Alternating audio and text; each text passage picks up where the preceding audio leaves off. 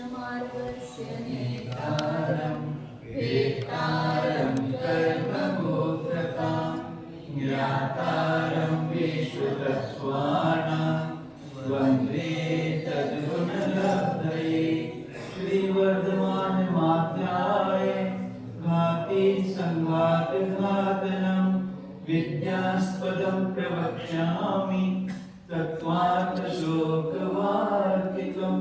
पंचपरमेश्वरी भगवान की जय। देवादिदेव श्री पार्श्वनाथ भगवान की जय। परम पूज्य आचार्य श्री उमा स्वामी जी महाराज की जय। परम पूज्य आचार्य श्री विजय स्वामी जी महाराज की जय। परम पूज्य आचार्य श्री शांति सागर जी महाराज की जय। परम पूज्य आचार्य श्री सन्मति सागर जी महाराज की जय। परम पूज्य आचार्य श्री अभिनंदन सागर जी महाराज की जय। परम पूज्य आचार्य गुरुदेव सुंदर सागर जी महाराज की जय। गुरुदेव समंत भद्र स्वामी की जय। परम पूज्य आचार्य सूर्य सागर जी महाराज की जय।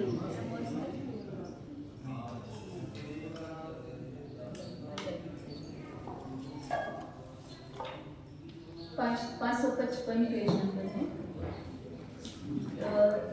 पूर्व पक्ष का पहले निरूपण किया। बौद्ध ने कार्य कारण भाव संबंध नहीं है, साधन मानेंगे तो वहाँ कार्य कारण मानेंगे, कोई साधन से तो होगा।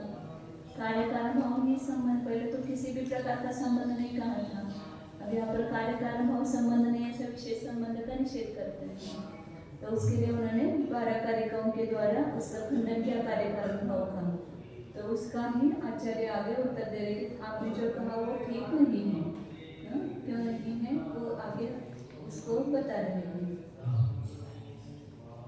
कार्य कारण भाव्यापि समानत्व ऐसा कहा था ना। जो बातें आपने कही वो अकार्य कारण मानेंगे तो भी ये बातें सब समान होगी। तो जितने कार्य का भी बताई उन्होंने 12 उसकी सबकी सब वो अकार्य कारण लगा रहे हैं। उसने जो कार्य कारण भाव नहीं है इसके लिए जो युक्तियाँ दी वही सब युक्तियाँ अकार्य कारण भाव के लिए दे रही है। पूरा तो पूरा वैसा ही मैटर है। कार्य कारण भाव दृष्टः एव कथम ऐसे भावी न हो कार्य कारणत्वाभ्याम निषेध्ययोः अर्थयोः वर्तते। कार्य कारण भाव दृष्ट एवं वह दो में स्थित है और कार्य कारण भाव भी दो में स्थित है, क्योंकि दो पदार्थ हुए बिना इसका कारण नहीं है और इसका कार्य नहीं। ऐसा कैसे कहेंगे? ये इसका कारण कार्य संबंध नहीं है तो उसके लिए भी तो चाहिए ना। जीव का खुद का कार्य कारण कार्य स्वभाव संबंध नहीं है ऐसा कहेंगे तो उसके लिए भी दो वस्तु चाहिए। तो कार्य कारण भाव भी द्विष्ट है एवं दो में स्थित है। कथम असहभाविनो एक साथ नहीं होने वाले दो में फिर वो कैसे रहेगा? जैसे एक साथ नहीं रहने वाले उनमें कार्य कारण भाव नहीं है, ऐसे अकार्य कारण भाव भी एक साथ न रहने वाले हैं, ऐसे दो में कैसे रहेगा? वे तो कैसे हैं? कार्य कारणत्वाभ्याम निषेध्ययोः अर्थयोः। कार्य कारणत्व की अपेक्षा से जो निषेध करने योग्य हैं ऐसे असहभावी पदार्थों में वो द्विष दो में रहने वाला अकार्य कारण भाव कैसे रहेगा? न वर्तते, उसमें नहीं रह सकता है। ऐसा आचार्य उनको बता रहे हैं। ये वाक्य उन्होंने पहले कहा था ना, कार्य कारण भाव दो में स्थित रहता है, फिर एक साथ दो नहीं है तो उनमें कैसे कार्य कारण भाव होगा? तो ऐसे यहाँ पर आचार्य कह रहे कि अकार्य कारण भाव भी दो में स्थित है। तो एक साथ नहीं रहने वाले उन दोनों में अकार्य कारण भाव कैसे होगा? जिनका दो का निषेध करना है वो दोनों चाहिए ना वर्तमान में, तभी इसका इसमें और इसका इसमें निषेध करेंगे। तो अकार्य कारण भाव भी दो निषेध में कैसे हो सकता है? न च अद्विष्टो असो संबंध अभावत्व विरोधात्। यह अकार्य कारण भाव अद्विष्ट है, मतलब दो में नहीं है ऐसा भी नहीं कह सकते हैं। यदि दो में नहीं होगा तो संबंध के अभावत्व का विरोध होगा। संबंध का विरोध नहीं, संबंध के अभाव का इसका इसके साथ संबंध नहीं ऐसा विरोध भी कैसे करोगे? संबंध का अभाव जो है भी दो में नहीं है, तो फिर दो में परस्पर में कार्य कारण भाव नहीं है, तो संबंध का अभाव है। इसका कैसे सिद्ध कर पाओगे आप? दो में स्थित नहीं, तो एक में ही है। अद्विष्ट हो, तो दो में जो स्थित नहीं है उसके वहाँ जो संबंध का विरोध बना कहा था ना, यहाँ संबंध के अभाव बने का विरोध बना। इन दोनों में संबंध नहीं है, इसमें विरोध आएगा। यदि एक में ही है तो दो में निषेध करने की जरूरत नहीं ना, दो में संबंध का अभाव बनेगा, विरोध हो जाएगा। यदि एक ही में मानेंगे तो एक ही वस्तु है, अब उसमें कार्य कारण भाव नहीं है, ऐसा कैसा करेंगे? दो वस्तु होगी तो फिर इसके संबंध का अभाव है, ऐसा कहेंगे। तो एक में ही संबंध के अभाव का भी संबंध भी नहीं हो सकता एक में, और संबंध के अभाव भी नहीं हो सकता दो में। संबंध भी दो में होगा और संबंध का अभाव भी दो में होगा, तो इसलिए संबंध के अभाव का विरोध, संभाव का होना, संभाव का होना, संभाव के संबंध का अभाव का विरोध, हाँ, तो संभाव का होना, ऐसा नहीं अर्थ निकालना यहाँ पर अकार्य कारण भाव एक में रहता है कि दो में रहता है? एक में रहता है ऐसा कहेंगे आचार्य, एक में रहता है ऐसा कहेंगे, दो में नहीं रहता, एक में रहता है ऐसा कहेंगे। तो संबंध का अभाव कहने की जरूरत ही नहीं है। दो हो तो इसका इसके साथ संबंध नहीं, इसका इसका संबंध नहीं है, इसका कार्य नहीं, इसका कारण नहीं है, दो में कहेंगे संबंध का अभाव कहेंगे, और एक में संबंध का अभाव क्या कहेंगे? हाँ, तो संबंध के अभाव बने का विरोध होता है, एक में मानेंगे। ये सब बातें थोड़ी सी बुद्धि को ऐसा करना पड़ता है, पूरी की पूरी वही चीजें जो कार्यकारण भाव के लिए कही थी ना, वही कह रहे। तो वहाँ पर यहाँ पर आचरण को ये कहना है कि जैसे कार्य कारण भाव दो में सिद्ध नहीं होता है, ऐसे अकार्य कारण भाव एक में सिद्ध नहीं होगा, दो में सिद्ध होगा। पूर्वत्र भावे वर्तित्वा परत्र क्रमेण वर्तमानः अपि यदि सः अन्य निष्प्रह एव एकत्र तिष्ठन् कथम असंबंधः?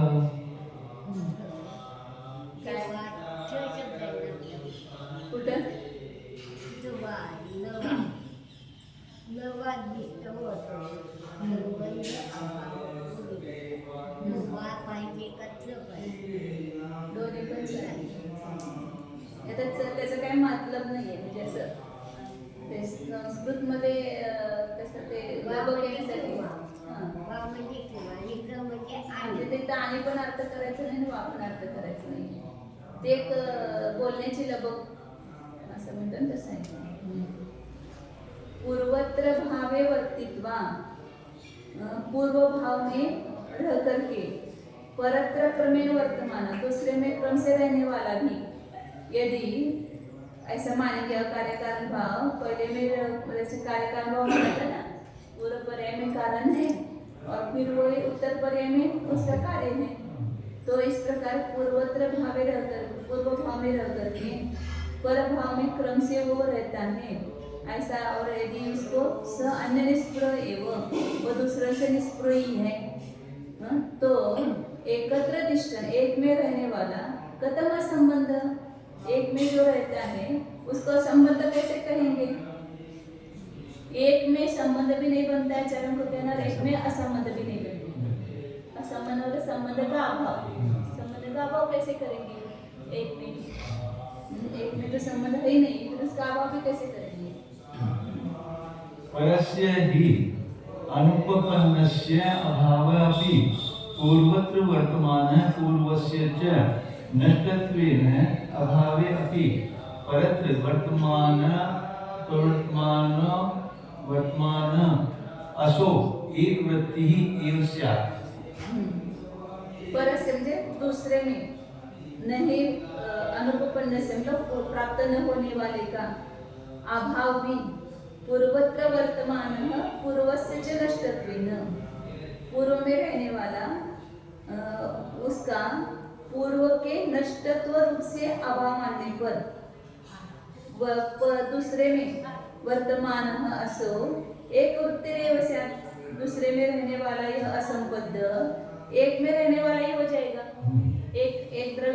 वृत्ति मानेगी, पूर्व में नहीं है और वर्तमान में है। पूर्व में जो नहीं रहता है वर्तमान में जो है ऐसा कहेंगे तो एक द्रव्य में वृत्ति हो गई, दो द्रव्य में कहा रहा। उन्होंने ऐसे एक संबंध का कहा था ना, संबंध जो है वो एक वृत्तिमान हो गया, जो पूर्व पर्याय में रह करके उत्तर पर्याय में रहता है तो क्रम से रहता है, तो एक ही द्रव्य में वृत्ति माननी पड़ेगी। ऐसे असम कार्य कारण के अभाव की भी एक द्रव्य में वृत्ति माननी पड़ेगी, जो पहले नहीं था अभी वर्तमान में है, ऐसा जो होकर के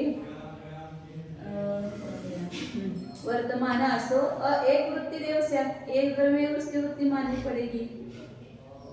कार्य कारण भाव के अभाव की वृत्ति एक द्रव्य में भी माननी पड़ेगी। पूर्वत्र वर्तमान परम अपेक्षते, ये पढ़ा था। पूर्व पहले में जो रह रहा है वो दूसरे की अपेक्षा करता है, ऐसा कहेंगे। पूर्वत्र वर्तमान परम अपेक्षते परत्र च तिष्ठन् पूर्वमतः असंबन्धः दृष्टः एव अन्य निष्प्रत्व अभावात् इति चेत् कथम अनुपकारम तथोत्तरम अपेक्षते अति प्रसंगात्। फिर उसके ऊपर यदि तुम कहोगे आचार्य कहते हैं कि जो पहले वर्तमान है वो दूसरे की अपेक्षा करता है। उन्होंने कार्य कारण भाव के लिए जो ऐसा कहा था ना कि कारण पूर्व में रहता है लेकिन कार्य की अपेक्षा करता है, कार्य उत्तर में रहता है लेकिन वो पूर्व की अपेक्षा करता है, एक दूसरे की अपेक्षा करते हैं, ऐसा कहेंगे। तो कार्य कारण भाव का अभाव जो है वो भी पहले वर्तमान परम अपेक्षते, पहले पूर्व पर्याय में रहने वाला वो दूसरे की अपेक्षा करता है और पर में रहने वाला वो पूर्व की अपेक्षा करता है। इन दोनों में कार्य कारण भाव नहीं है, ऐसा कहेंगे पूरा उत्तर में। तो अतः असंबंध, इसलिए असंबद्ध जो है वो द्विष्ट है, वो दो में रहता है, क्योंकि एक को दूसरे की अपेक्षा आ गई तो दो हो गए ना, तो दो में रहता है, क्योंकि अन्य के निष्प्रभपणे का अभाव है। पहला दूसरे की अपेक्षा करता है, दूसरा पहले की अपेक्षा करता है, तो इसमें अन्य निष्प्रभपणे का अभाव है, इसलिए कार्य कारण भाव दो में रहता है। ऐसा यदि मानोगे आचार्य ऐसा कहते हैं तो कथम अनुपकारम तथा उत्तरम अपेक्षते, उपकार जो नहीं करता है वो उत्तर की कैसे अपेक्षा करता है, उसमें बताया था उन्होंने। यहाँ पर अपेक्षा करना मतलब उपकार करना, कार्य के कारण कार्य की अपेक्षा करता है तो कार्य के ऊपर उपकार करता है, कार्य कारण की अपेक्षा करता है तो उसके ऊपर उपकार करता है। तो अपेक्षाकार तो उपकार है, तो यदि वो उपकार नहीं करता है, उसमें कोई संबंध ही नहीं है, तो फिर हाँ तदा कथम अनुपकारम, जो उपकार नहीं करता हुआ उस दूसरे की अपेक्षा कैसे करता है, अति प्रसंग आएगा। कोई किसी को उपकार नहीं करता है फिर भी उसके अपेक्षा ऐसा कहेंगे तो अति प्रसंग दोष आने लगेगा। स्व उपकारकम अपेक्षते इति चेत् न असतः तद उपकारकत्व अयोगात्। वह उपकार की अपेक्षा करता है ऐसा कहेंगे, वह जो पूर्व है वो उत्तर उपकार की अपेक्षा करता है ऐसा कहेंगे, तो जो है ही नहीं असत ही है उसका उपकार कैसे होगा। न असतः तदा उपकारकत्व अयोगात्, जो अभी उत्पन्न ही नहीं हुआ है असत ही है तो उसका उपकार कैसे हो सकता है, उसमें उपकारपना नहीं घटित होता है। पूरे के पूरे पैसा ही सब दिया है, जैसे कार्य कारण भाव में जो उन्होंने कहा था ना वही अकार्य कारण भाव में वही सब युक्ति आचार्य ने दी है। यदि पुनः एकेन अभिसंबंधात् पूर्वपर्योः अकार्य कारण भावः तदा सव्य इतर विषाणयोः से स्यात् एकेन द्वितीयादिना अभिसंबंधात्। आप जब ऐसा कहोगे जरा आवाज ते चुकीचं इकडचं तिकडे घालायला पाहिजे, ते खालचं जे आहे ना तिकडे आवाज येते वाटतं जास्त।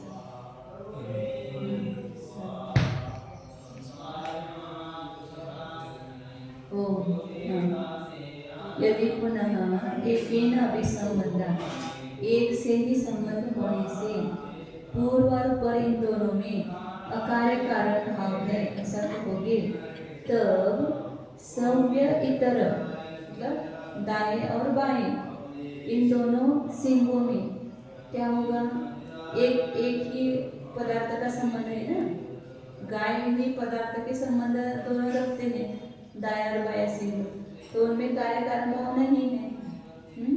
तो इस प्रकार स यदि एक के साथ ही अभिसंबंध होने से पूर्व और पर में वहां पर कार्य कारण भाव लिया था, यहाँ पर अकार्य कारण भाव सिद्ध कर रहे हैं ना, अकार्य कारण भाव ऐसा कहोगे तो दाएं और बाएं सिंह में भी अकार्य कारण भाव ऐसा कहना पड़ेगा, सस्या वो अकार्य कारण भाव होगा, क्योंकि एक ये न द्वित्वादि न अभिसंबंधा, एक का दो आदि के साथ दो बना परत्व परत्व वगैरह जो है ना उसके साथ संबंध होने से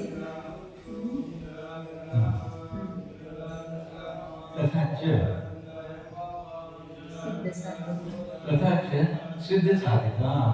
और आप ऐसा मानेंगे तो ये हमारे लिए साध्य सिद्ध है, क्योंकि हम एक ही द्रव्य में पूर्व और उत्तर समयवर्ती जो पर्याय है वो दो बना है, इसलिए उसमें कार्य कारण भाव मानते हैं। तो यदि अकार्य कारण भाव भी आप ऐसा मान रहे हैं तो हमारे लिए तो सिद्ध साध्यता है। विष्ठधि कश्चित् असंबंधः न अतः अन्यत्र तस्य लक्षणं येन अभिमत सिद्धिः। और कोई भी असंबंध जो है वो दो में रहने वाला है, जैसे संबंध दो में रहने वाला है ऐसे असंबंध जो है वो भी दो में रहने वाला है। न अतः अन्यत्र तस्य लक्षणम, अन्य जो है उसका लक्षण नहीं है, इसलिए मतलब दो में स्थितपना यही उसका लक्षण है। जैसे संबंध का लक्षण दृष्ट बताया था, दो में रहना यही संबंध का लक्षण है, ऐसे असंबंध का भी लक्षण क्या है, दो में रहना है। इसको छोड़कर अन्य कोई उसका लक्षण नहीं है, तो जिससे आपके अभिमत की सिद्धि होगी। यदि पुनः पूर्वस्य अभाव एव यह भाव अभावे अभाव तद उपाधि योग कार्य कारण भाव तदा तौ एव भाव अभाव अवयोग उपाधि किम न कार्य कारण भावस्य तयोः भेदा इति चेत् शब्दस्य नियोक्तृ समाश्रितत्वेन भेदे अपि अभेदवाचिनः प्रयोग अभ्युपगमात्। वो कहा था ना कि भावाभाव यही कार्य कारण भाव है, दूसरा कोई कार्य कारण भाव नहीं है, ऐसा उन्होंने सिद्ध किया था ना। उसके होने पर वो होता है, कारण के होने पर वो कार्य होता है और उसके नहीं होने पर कार्य नहीं होता है। ये कार्य कारण भाव को ही मतलब ये जो भावाभाव है उसको एक कार्य कारण भाव नाम दे दिया है, कोई कार्य कारण भाव संबंध नहीं है, केवल इसके होने पर वो होता है, इसके नहीं होने पर वो नहीं होता है। इतनी बड़ी लंबी व्याख्या करने की अपेक्षा उसको ही कल्पना करके कार्य कारण भाव कर दिया है, ऐसा उसने कहा था। तो उसी को आचार्य यहाँ पर बता रहे कि कार्य कारण भाव क्या है, वो भी दो में रहता है। यदि आप ऐसा कहोगे कि पूर्व का अभाव ही अभाव, पूर्व से अभाव यह भाव, पूर्व का अभाव होने पर ही जिसका सद्भाव है और जिसके अभाव होने पर अभाव है, भाव होने पर अभाव है। पूर्व का अभाव जो है कार्य कारण भाव का अभाव कह रहे ना, इसलिए वो अभाव लिया इन्होंने।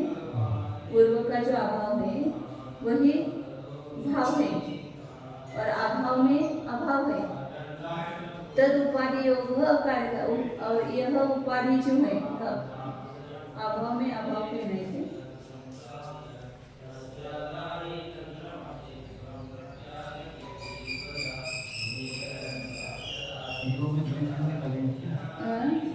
त्याच्यात असंच आहे का म्हणतायचे नाही,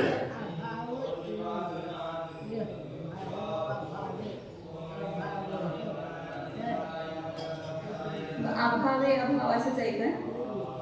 यदि पुनः पूर्वस्य अभाव एव यो भाव असा आहे काय?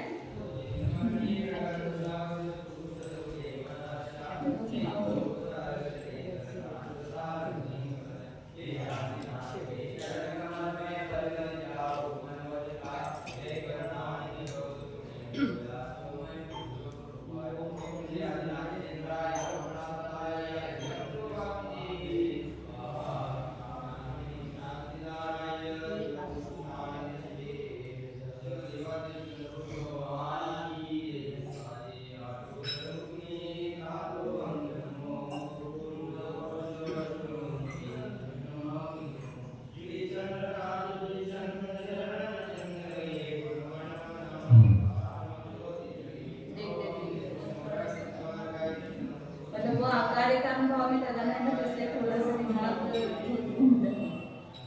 उसका अभाव करना है ना। वो कार्यक्रम में भी कैसी डर लग रहा था, यहाँ पर उसका अभाव लगाना है, कार्यक्रम भाव का अभाव। तो अकार्य कारण भाव क्या है?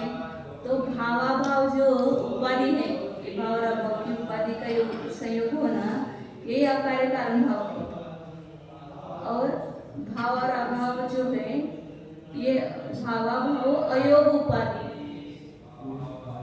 अभाव ही आगे का कार्य का भाव, पूर्व का अभाव ही आगे का भाव, ऐसे ही वो दूसरे में अभाव ही लगा है ना, दोनों की। दूसरे में ये बराबर लगा है। यदि पुनः पूर्व से अभाव एव यो भाव, पूर्व का अभाव होने पर ही जिसका सर्वभाव है। पूर्व का अभाव मतलब कारण का अभाव लेना है, कारण का अभाव ही कार्य का सर्वभाव है। और कारण के अभाव में वापिस अभाव ही लगा रहे ना, और कार्य के अभाव में कारण का अभाव है सर।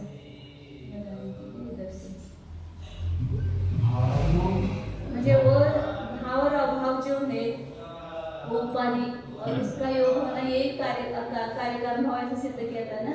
अब उसको ही यहाँ पर अकार्यकारण भाव है।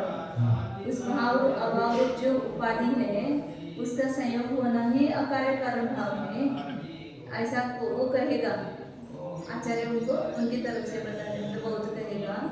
और वे भाव अभाव ही अयोग उपाधि क्यों न कार्यकारण भाव से, वही अकार्यकारण भाव क्यों नहीं होगा? मतलब कार्यकारण भाव अलग से मानने की क्या जरूरत है? भाव और अभाव जो उपाधि है, ये लगाना उसको भावाभाव अयोग उपाधि।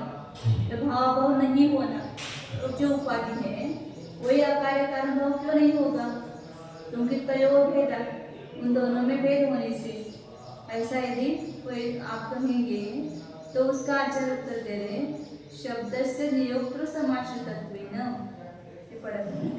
शब्द जो है वो शब्द का जो नियोक्ता है उसके आश्रित है कि कैसे शब्द का प्रयोग करना, ये नियोक्ता के आश्रित होने से भेद में भी अभेदवाची न प्रयोग अभ्युपगमन, भेद में भी अभेदवाची प्रयोग को स्वीकार किया गया है।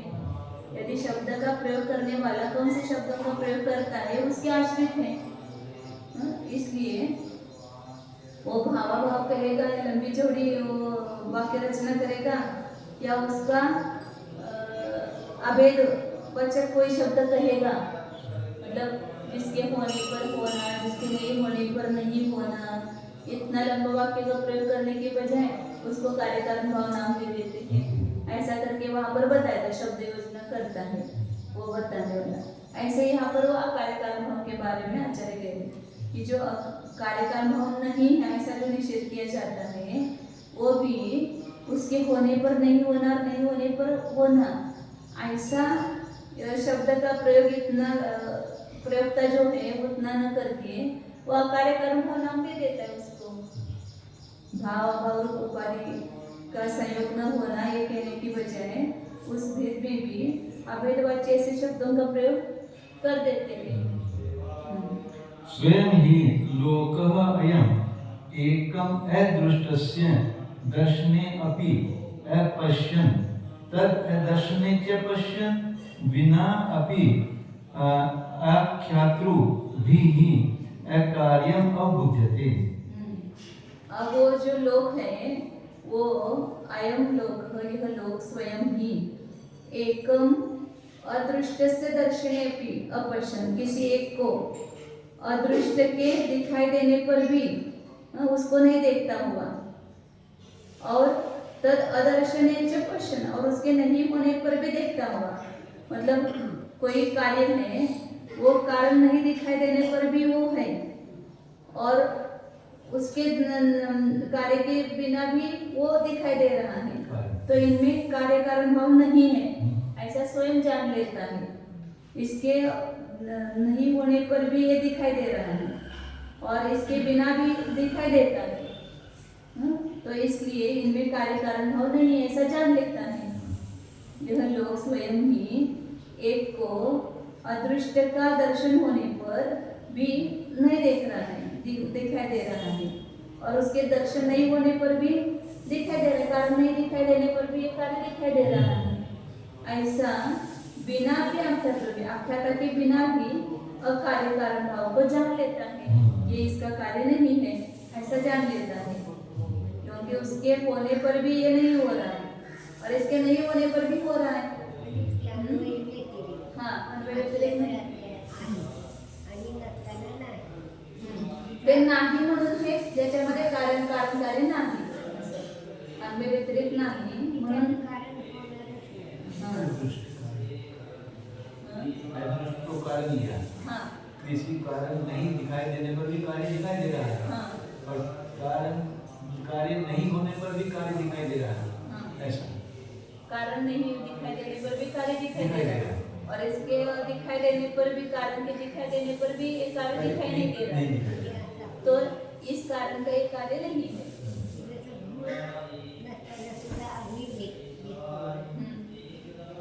अग्नी नसताना सुद्धा धूर दिसते, धूर कार्य आहे ना, आणि अग्नी असताना सुद्धा धूर दिसत नाही, तर ते अग्नीचं धूर हे कार्य नाही, असं अकार्याला जाणतो।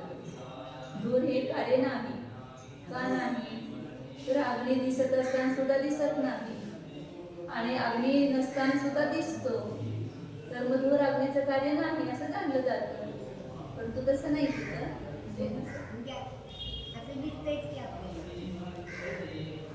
असं कुठं दिसतंय? अग्नी नसताना कुठं धूर दिसतं? अग्नी नसताना धूर दिसतं का?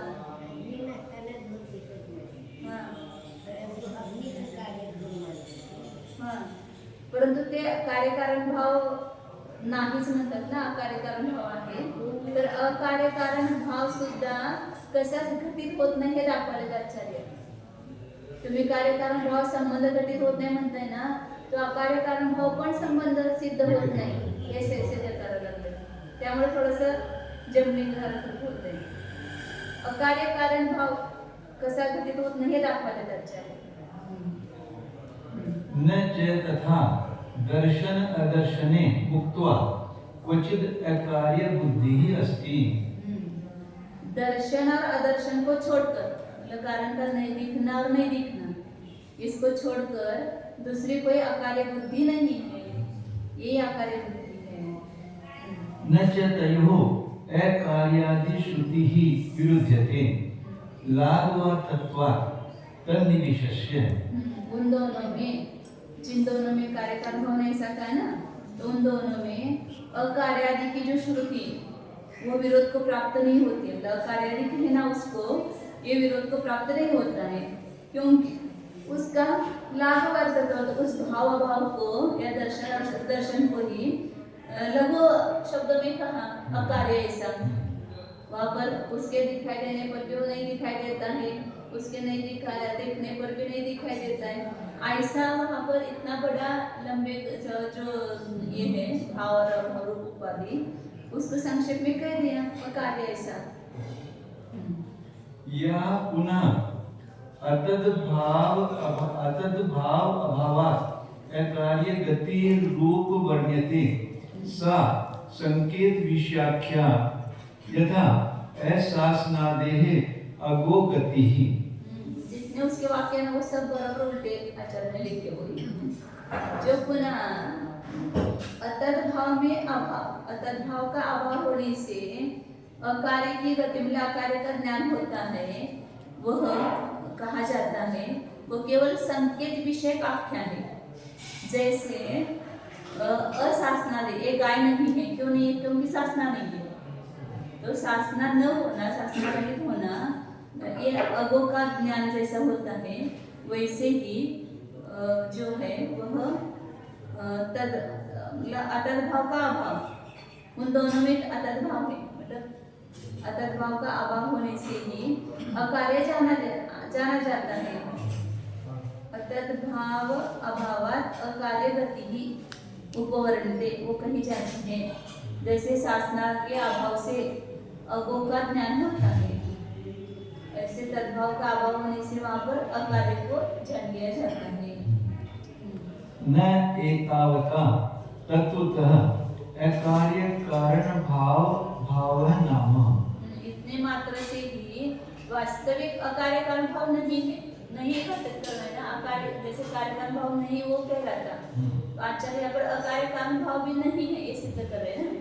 तो इतने मात्र से केवल वास्तविक अकार्य कारण भाव है क्या? फिर नहीं है, क्योंकि केवल उसका संकेत मात्र कर दिया है ना, वास्तव में अकार्य कारण भाव ही नहीं है, ऐसा आचार्य कह रहे हैं। भावी ही अभाविनी व भाविता अहेतु फलते प्रसिद्धे।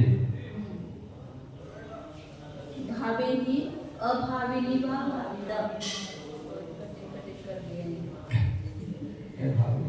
वो अकार्य कारण का करना है, इसलिए सब उल्टा उल्टा।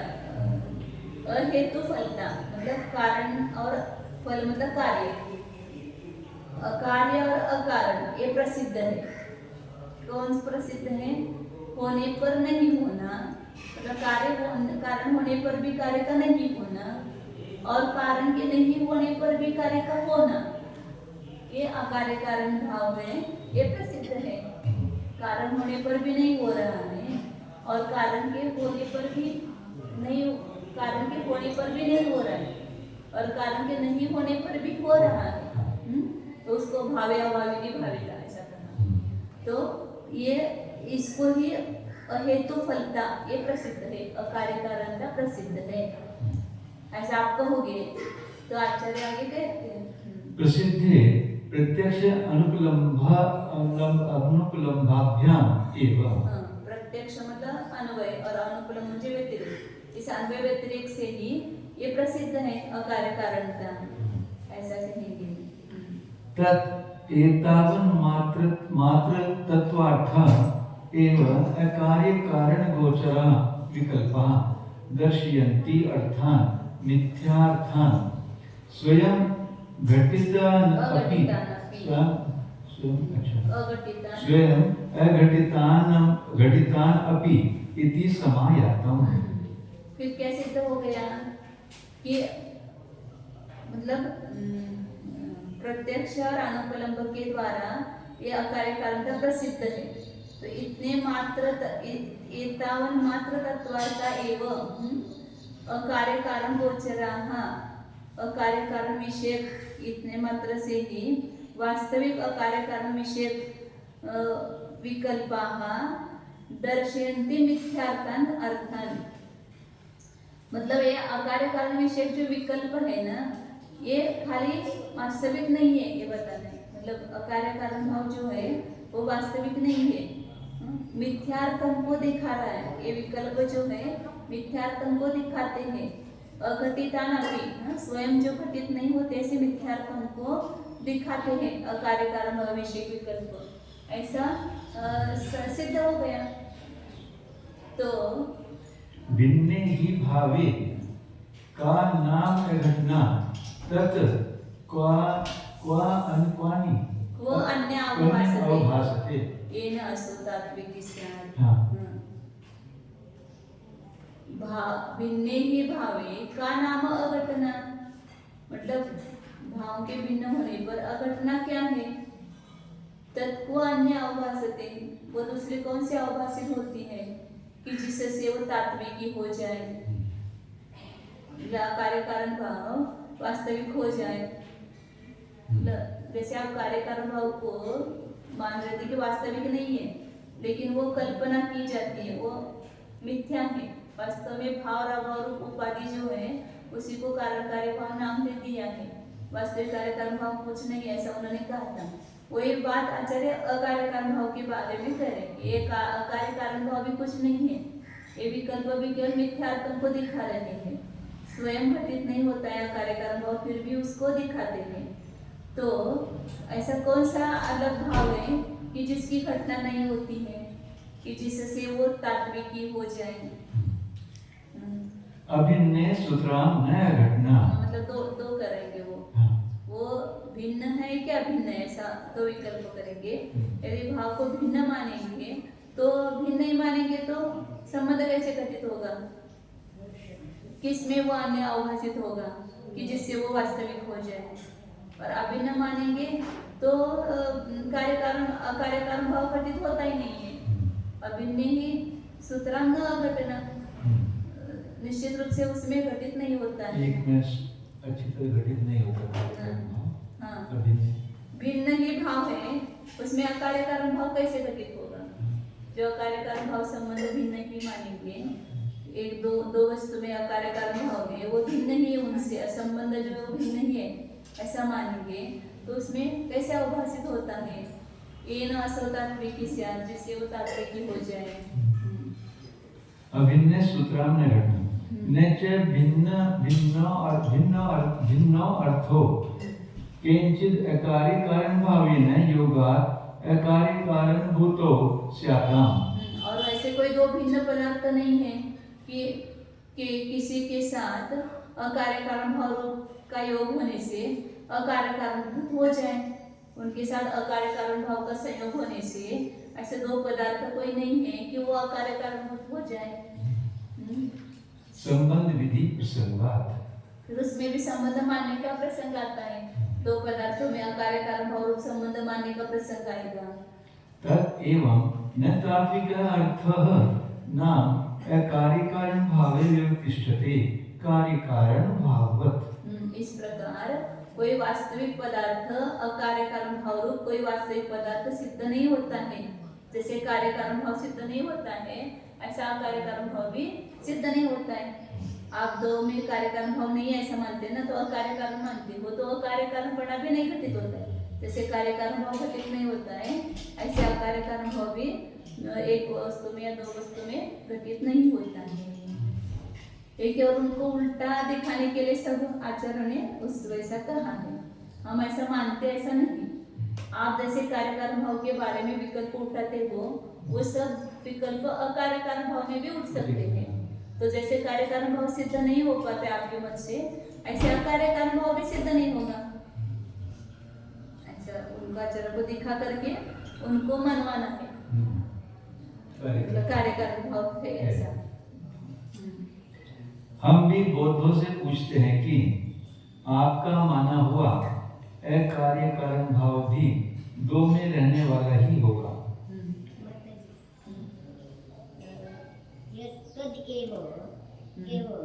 न तात्विको अर्थो नाम अकार्य कारण भाव नाम वेगळं घेतलंय आणि नाम पूर्ण शब्द घेतला आणि कार्य कारण नहीं है बरोबर है।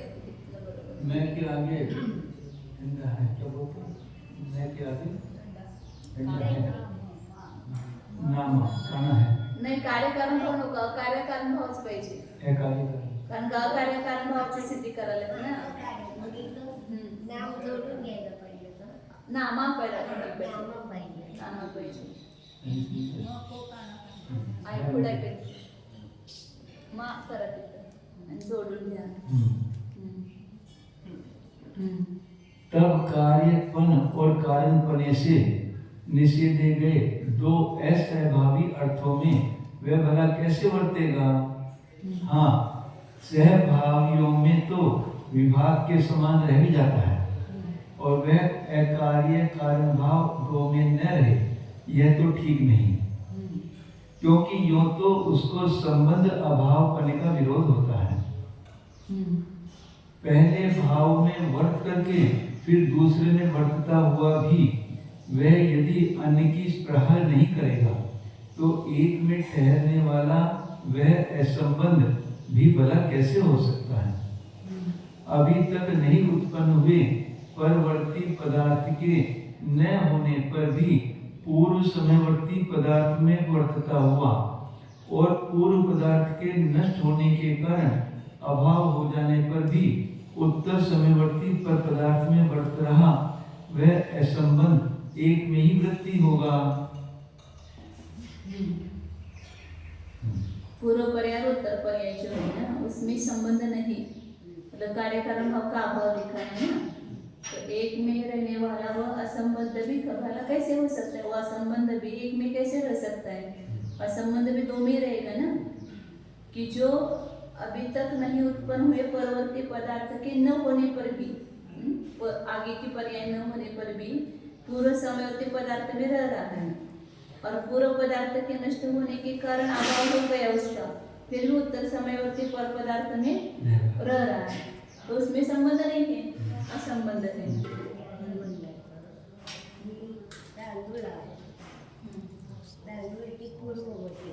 हाँ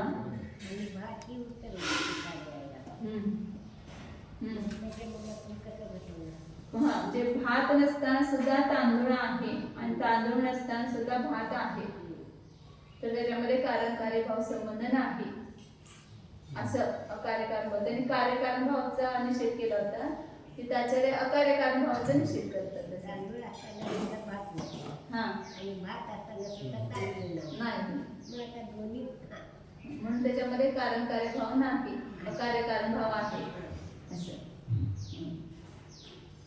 यदि यहाँ बोध यों कहें कि पहले में वर्त रहा असंबंध पर की अपेक्षा करता है और पर समयवर्ती पदार्थ में ठहरता हुआ पूर्व समयवर्ती पदार्थ की अपेक्षा रखता है, अतः अन्य की निष्प्रहता न होने के कारण असंबंध दो में रहने वाला ही है।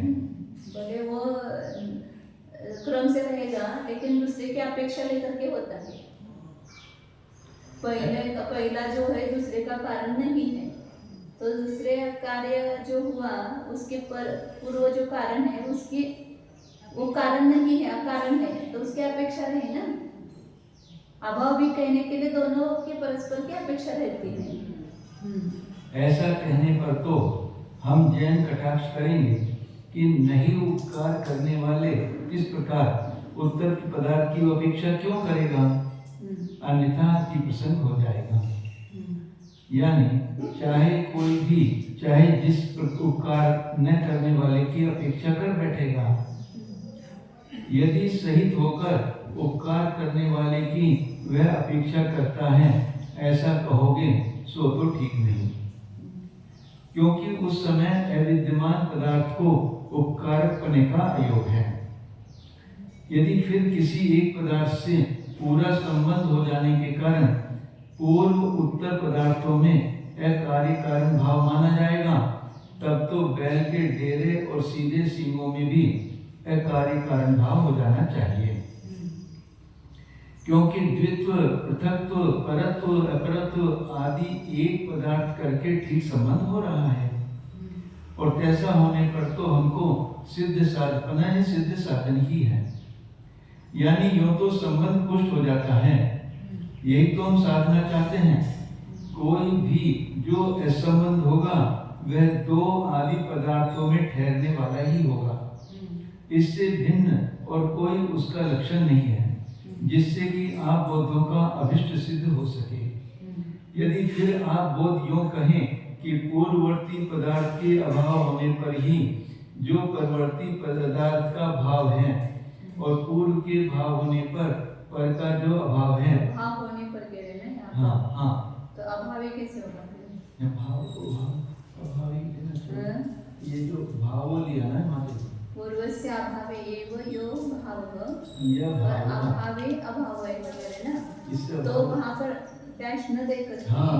भावे न करे तो भावो भावे ना, हाँ यह यदि पुनः पूर्वस्य अभावे एव यो भावः हाँ भावे अभाव, हाँ, भाव होने पर अभाव, इससे अभाव भी निकलता है, भाव विसर्ग का जो वो आगे डंडा ये दिया नहीं चाहिए। आड़ी रहती है तो वो नहीं होता, नहीं चाहिए तो कम होता है।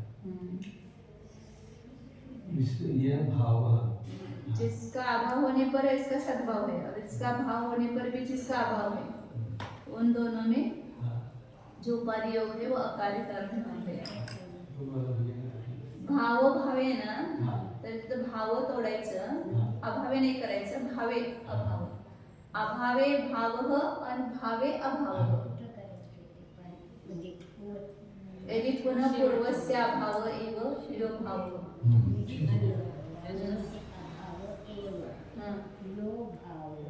इसका विषय निकालिए. हा, ते भाव नंतर द्वंद्व दिले ना, ते जोडून न घेताना भावे वेगळे घ्यायला पाहिजे. पूर्व का अभाव ही जिसका भाव है और भाव ही जिसका अभाव है. भाव में अभाव है.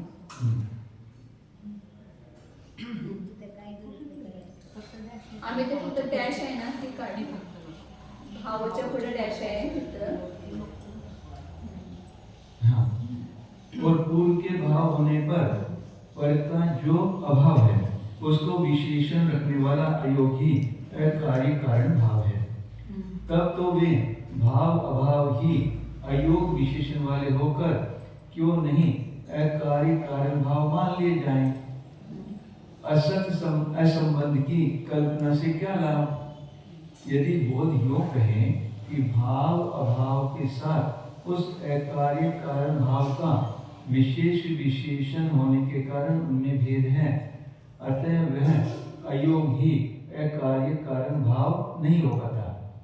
इस पर हम जैन भी वही कहेंगे जो कि आपने पहले हमारे ऊपर कटाक्ष किया था. शब्द तो नियोक्ता के अधीन होकर प्रवर्तता है. प्रयोक्ता जिस प्रकार एक अर्थ या अनेक अर्थ वाले शब्द को बोलता है, वह शब्द द्विरेफ, सरोज, तादात्म्य, अब्ज, पुष्कर आदि के समान वैसे अर्थ को कह देता है. इस कारण भेद होने पर भी अभेद को कहने वाले शब्द का प्रयोग करना मान लिया गया है. अदृष्ट अकार्य के वर्तमान में दर्शन होने पर भी एक अकारण को नहीं देखता हुआ और उसके नहीं देखने पर देखता हुआ यह जन समुदाय व्याख्याताओं के बिना भी यह इसका अकार्य है, यह इसका अकारण है, ऐसा स्वयं समझ लेता है. दर्शन अदर्शन या इनके विषय भाव अभाव को छोड़कर कहीं भी अकार्य बुद्धि नहीं होती है, तथा भाव अभाव ही अकार्य है और अकारण है इत्यादि शब्द प्रयोग भी उन दोनों में विरुद्ध नहीं पड़ते हैं, क्योंकि उन शब्दों का निवेश करना लाघव के लिए है. तो भी फिर उस भाव अभाव के न होने से अकार्यपने का ज्ञान होना कहा जाता है. वह केवल संकेत को जताने वाली संज्ञा है. जैसे कि सासना आदि के अभाव से गो से भिन्न अगो पदार्थ का ज्ञान कर लिया जाता है. इतने करके ही परमार्थ रूप से अकार्य कारण भाव कैसे भी नहीं बनता है. अतः अकार्य रूप भाव के न होने पर अकारण का होना अथवा अकारण के न होने पर अकार्य का होना ही अहेतु फलपना सिद्ध है. इस प्रकार प्रत्यक्ष और अनुपलब्ध से ही अकार्यता और अकारणता प्रसिद्ध हो जाती है. बस इतना ही वह केवल तत्वर्थ है, जिसका ऐसे अकार्य कारण को विषय करने वाले विकल्प ज्ञान स्वयं संबद्ध पदार्थों को भी असंबद्धों के समान दिखला देते हैं. तभी तो वे झूठे अर्थ को विषय करने वाले हैं. यह सिद्धांत प्राप्त हुआ.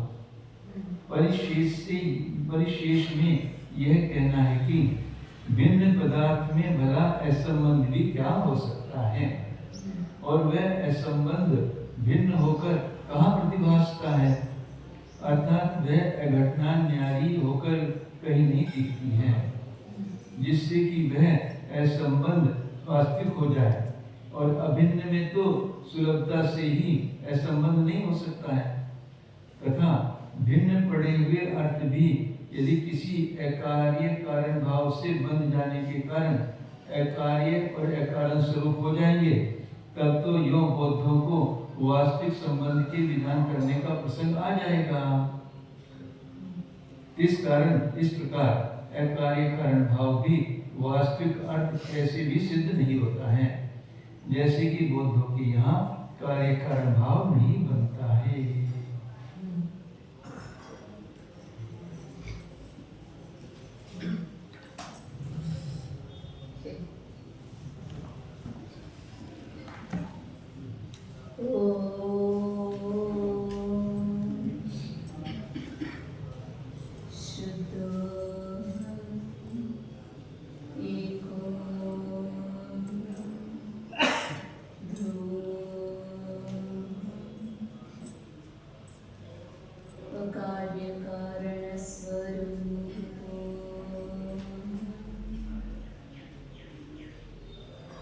कर्तृत्व शक्ति संपन्न, भोक्तृत्व शक्ति संपन्न,